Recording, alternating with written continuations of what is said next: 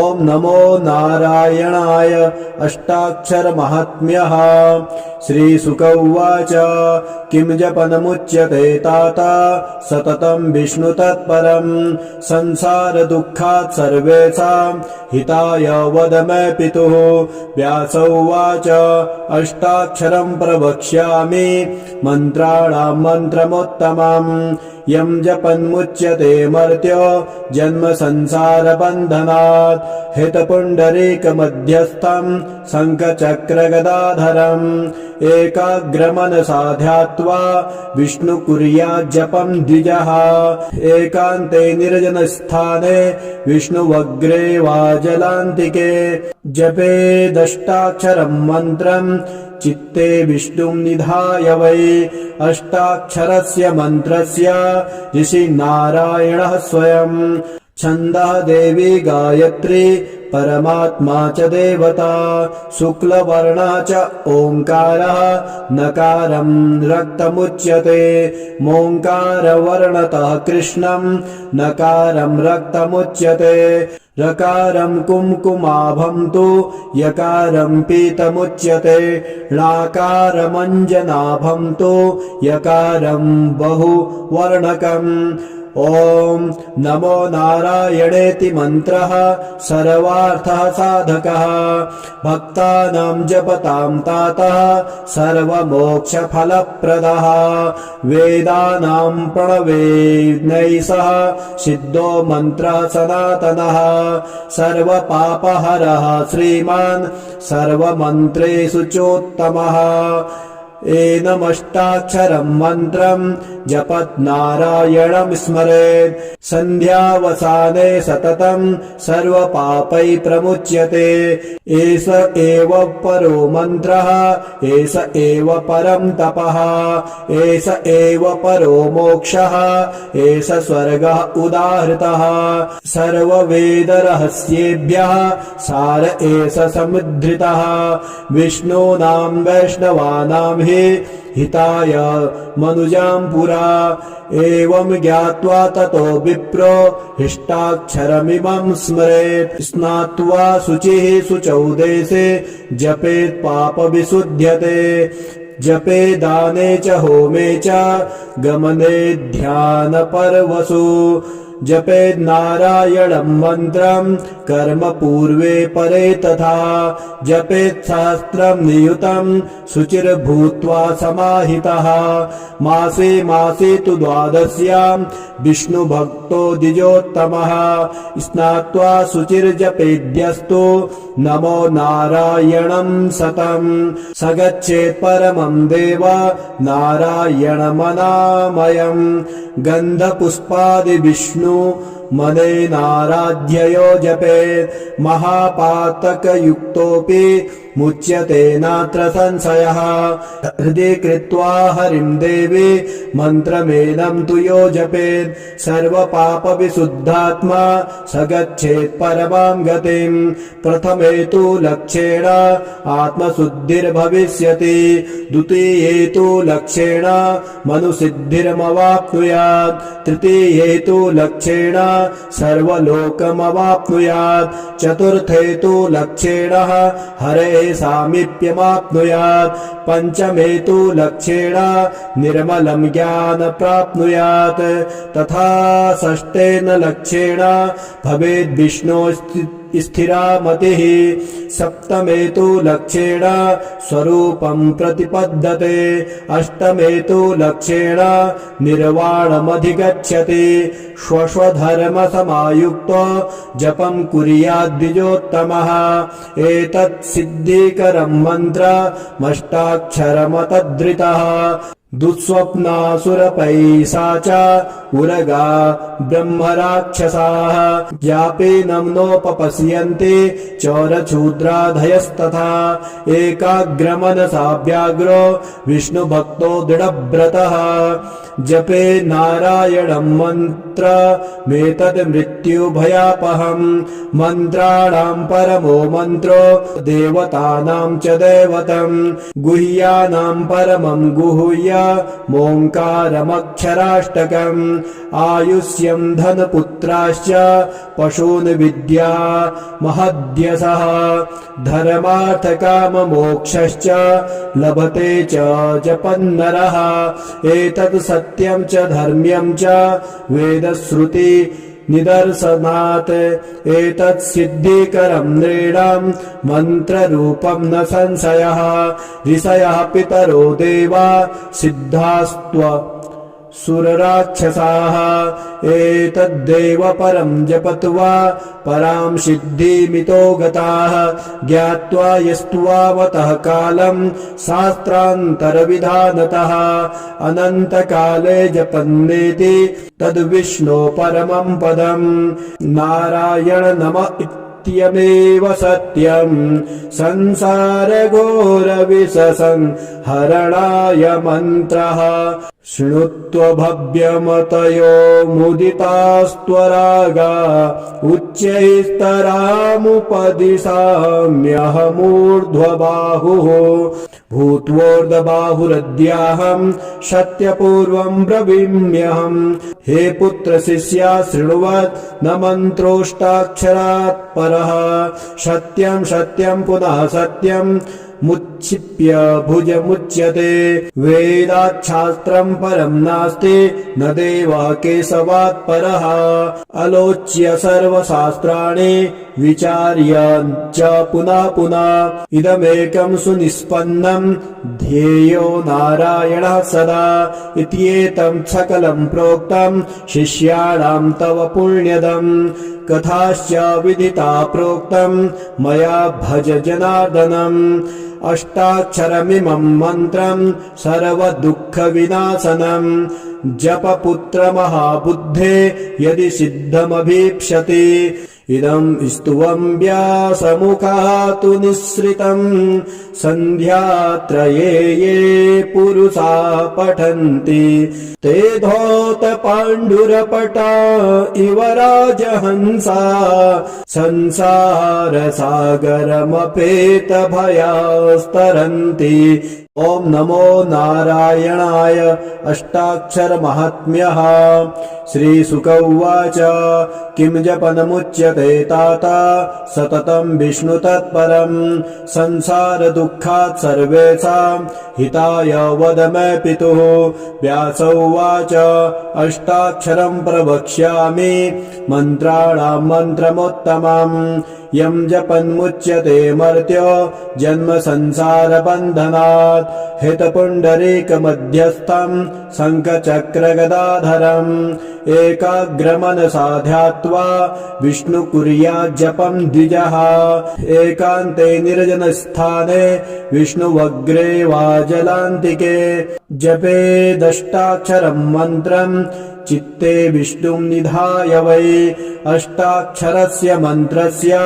ऋषि नारायणः स्वयं छन्दः देवी गायत्री परमात्मा च देवता शुक्लवर्णः च ओङ्कारः नकारं रक्तमुच्यते मोङ्कारवर्णतः कृष्णं नकारं रक्तमुच्यते रकारं कुङ्कुमाभं तु यकारं पीतमुच्यते णाकारमञ्जनाभं तु यकारं बहुवर्णकम् ॐ नमो नारायणेति मन्त्रः सर्वार्थः साधकः भक्तानां जपतां तातः सर्वमोक्षफलप्रदः वेदानां प्रणवेनैसः सिद्धो मन्त्रः सनातनः सर्वपापहरः श्रीमान् सर्वमन्त्रेषु चोत्तमः एनमष्टाक्षरं मन्त्रं जपत् नारायणं स्मरेत् सन्ध्यावसाने सततं सर्वपापै प्रमुच्यते एष एव परो मन्त्रः एष एव परं तपः एष एव परो मोक्षः एष स्वर्गः उदाहृतः सर्ववेदरहस्येभ्यः सार एष समुद्धृतः विष्णूनां वैष्णवानां हि हिताय मनुजां पुरा। एवं ज्ञात्वा ततो विप्रो हिष्टाक्षरमिमं स्मरेत्। स्नात्वा शुचिः शुचौ देशे जपेत् पापविशुध्यते। जपे दाने च होमे च गमने ध्यानपर्वसु। जपेत् नारायणं मन्त्रं कर्म पूर्वे परे तथा। जपेत् सहस्रं नियुतं शुचिर्भूत्वा समाहितः। मासे मासे तु द्वादश्यां विष्णुभक्तो द्विजोत्तमः। स्नात्वा शुचिर्जपेद्यस्तु नमो नारायणं सतम्। स गच्छेत् परमं देव नारायणमनामयम्। गन्धपुष्पादि विष्णु मनेनाराध्ययो जपेत्। महापातकयुक्तोऽपि मुच्यते नात्र संशयः। हृदि कृत्वा हरिं देवी मन्त्रमेनं तु यो जपेत्। सर्वपापविशुद्धात्मा स गच्छेत् परमां गतिम्। प्रथमे तु लक्ष्येण आत्मशुद्धिर्भविष्यति। द्वितीये तु लक्ष्येण मनुसिद्धिर्मवाप्नुयात्। तृतीये तु लक्ष्येण सर्वलोकमवाप्नुयात्। चतुर्थे तु लक्ष्येण हरेः सामीप्यमाप्नुयात्। पञ्चमे तु लक्ष्येण निर्मलं ज्ञान प्राप्नुयात्। तथा षष्ठेन लक्ष्येण भवेद् विष्णो स्थिरा मतिः। सप्तमे तु लक्ष्येण स्वरूपं प्रतिपद्यते। अष्टमे तु लक्ष्येण निर्वाणमधिगच्छति। स्वस्वधर्मसमायुक्तो जपं कुर्याद् द्विजोत्तमः। एतत् सिद्धिकरं मन्त्रमष्टाक्षरमतधृतः। दुःस्वप्नासुरपैशाच उरगा ब्रह्मराक्षसाः। यापेनं नोपपश्यन्ति चोरशूद्राधयस्तथा। एकाग्रमनसा व्याघ्रो विष्णुभक्तो दृढव्रतः। जपे नारायणं मन्त्रमेतत् मृत्युभयापहम्। मन्त्राणां परमो मन्त्रो देवतानां च दैवतम्। गुह्यानां परमं गुह्य मोङ्कारमक्षराष्टकम्। आयुष्यं धनपुत्राश्च पशून् विद्या महद्यशः। धर्मार्थकाममोक्षश्च लभते च जपन्नरः। एतत् सत्यं च धर्म्यं च वेदश्रुति निदर्शनात्। एतत् सिद्धिकरं नृणां मन्त्ररूपं न संशयः। ऋषयः पितरो देवा सिद्धास्त्व सुरराक्षसाः। एतद्देव परं जपत्वा परां सिद्धिमितो गताः। ज्ञात्वा यस्त्वावतः कालं शास्त्रान्तरविधानतः। अनन्तकाले जपन्नेति तद्विष्णो परमं पदम्। नारायण नम इत्यमेव सत्यम्। संसारघोरविषसंहरणाय मन्त्रः। शृणुत्व भव्यमतयो मुदितास्त्वरागा। उच्चैस्तरामुपदिशाम्यहमूर्ध्वबाहुः। भूत्वोर्ध्वबाहुरद्याहं सत्यपूर्वं ब्रवीम्यहम्। हे पुत्र शिष्या शृण्वत् न मन्त्रोष्टाक्षरात् परः। सत्यं सत्यं पुनः सत्यं मुच्छिप्य भुजमुच्यते। वेदाच्छास्त्रं परं नास्ति न देवः केशवात् परः। अलोच्य सर्वशास्त्राणि विचार्य च पुनः पुनः। इदमेकं सुनिष्पन्नं ध्येयो नारायणः सदा। इत्येतं सकलं प्रोक्तं शिष्याणां तव पुण्यदम्। कथाश्च विदिता प्रोक्तं मया भज जनार्दनम्। अष्टाक्षरमिमं मन्त्रं सर्वदुःखविनाशनम्। जपपुत्र महाबुद्धे यदि सिद्धमभीप्स्यति।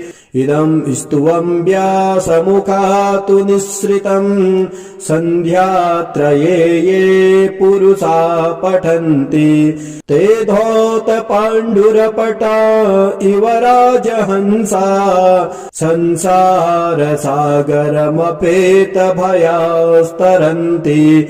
ॐ नमो नारायणाय। अष्टाक्षरमाहात्म्यः।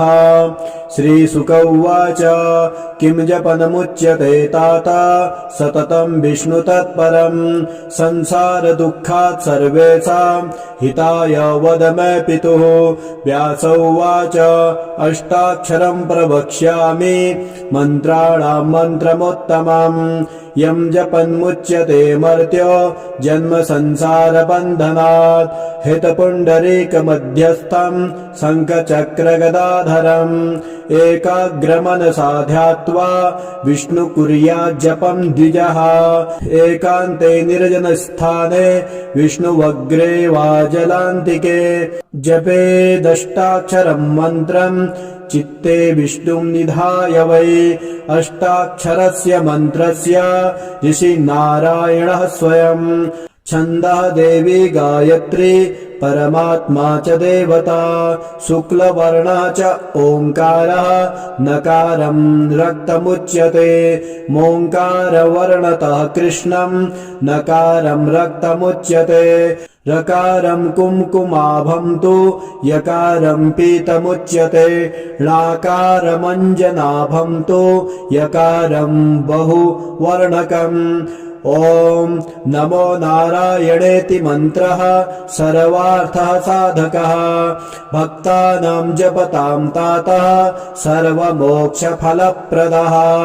वेदानां प्रणवेनैसः सिद्धो मन्त्रः सनातनः। सर्वपापहरः श्रीमान् सर्वमन्त्रेषु चोत्तमः। एनमष्टाक्षरं मन्त्रं जपत् नारायणं स्मरेत् सन्ध्यावसाने सततं सर्वपापै प्रमुच्यते। एष एव परो मन्त्रः एष एव परं तपः एष एव परो मोक्षः एष स्वर्गः उदाहृतः। सर्ववेदरहस्येभ्यः सार एष समुद्धृतः। विष्णूनां वैष्णवानां हि हिताय मनुजां पुरा।